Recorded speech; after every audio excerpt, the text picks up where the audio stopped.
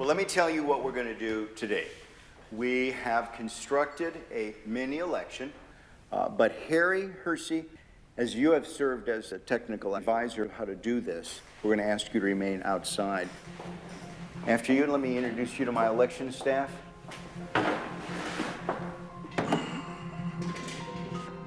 To ensure that we've not prepared some sort of a device that has been pre-rigged, pick the number, and then we'll grab that unit, and that will be the device that we will count the ballots on.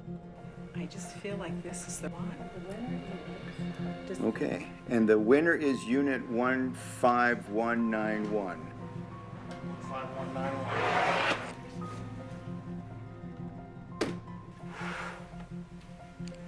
What we have here is a programmed optical scan ballot. There is only one question on this ballot. Can the votes on the Diebold system be hacked using the memory card? I have only touched the memory card, not the other parts of the Diebold election system, which is going to be used today. Only the memory card. And I can certainly speak for myself and Harry, and that we're going to vote yes. All right, then let's have the rest of us vote no. Two individuals, Hugh and Harry, will be voting yes. The rest of us will be voting no. And then we'll scrutinize the ballots afterwards to ensure that that is indeed the mark. I will say that I'm wrong and Diebold is right, and I'm going to say no, they cannot be hacked. It's impossible. So I vote no. I'm going to film myself voting. Excuse me. I'm going to mark this ballot no.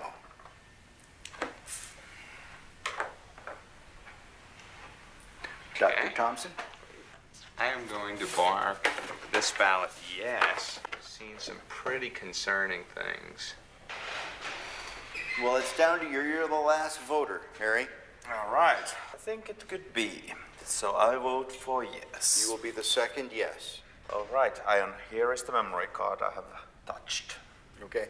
Now, this is the only piece of Diebold equipment that you've used. That's correct. Well, thank you. Let me take your ballot in. This card will go into this slot. The next activity that the election worker does on the morning of the election is turn the machine on, making it live to receive votes. When you do that, this machine will produce what is called a zero total tape. The machine is going through a self-test analysis, and then it'll spontaneously turn on.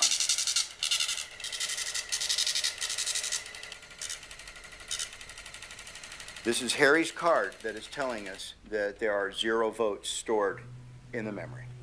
Okay, let me get the ballots. Let's insert a yes ballot. We're going to put in another no. 7. And the last no ballot, 8. Placing the ender card in this device and telling it to turn off its counting function and do its reporting function will now cause the voting machine to print out a tape reading the number of votes that it had just read.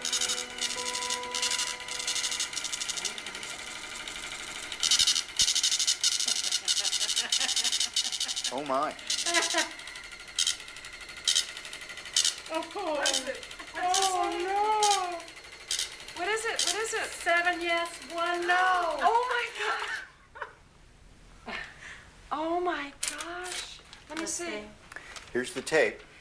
7 people said it could be hacked. And we put through 6 and 2. 6 no no's and 2 2 yeses. yes. Oh my gosh, do you know what this means? How do we know that Harry didn't just change the report and the votes themselves on the memory card are still correct? If that was the case, when they go into GEMS, the results would be different, isn't that right? I mean, the only way to know that is to read them into GEMS and to check the vote totals. See what GEMS says. So should we do that? I think we should, because I want to confirm for my own analysis Is this just a superficial? Right, that's a good hack? In other words, question. Did we just change the words on this paper?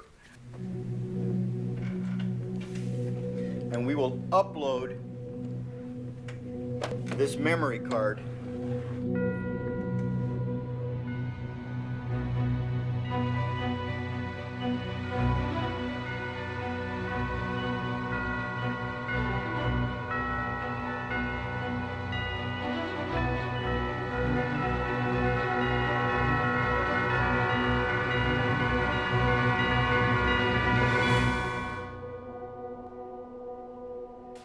if I had not seen what was behind this, I'd have no reason not to. I would have certified this election as a true and accurate result of a vote. Susan, what does this mean for you? Makes me cry. I'm sorry, but it does. Why? Why? There's so many reasons. The reasons because there are people out there who are giving their lives to try to make our elections secure, and they're being called conspiracy theorists and technophobes, and these vendors are lying and saying that everything's all right, and it's not all right. And I'm crying because I'll quote somebody that I know who said that it's as though our country's one country pretending to be another country. How can this be happening to our elections? This really does affect me.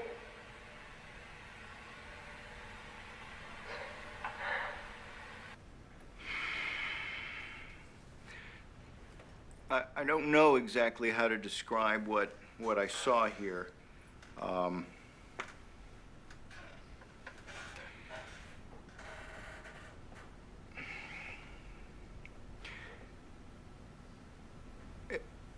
I think we, as election officials, need to be a little bit more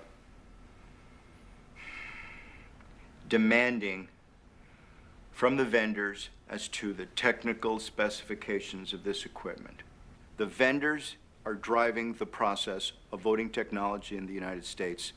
I would much rather, at this point, I think, focus on allowing citizens to select technology that satisfies their needs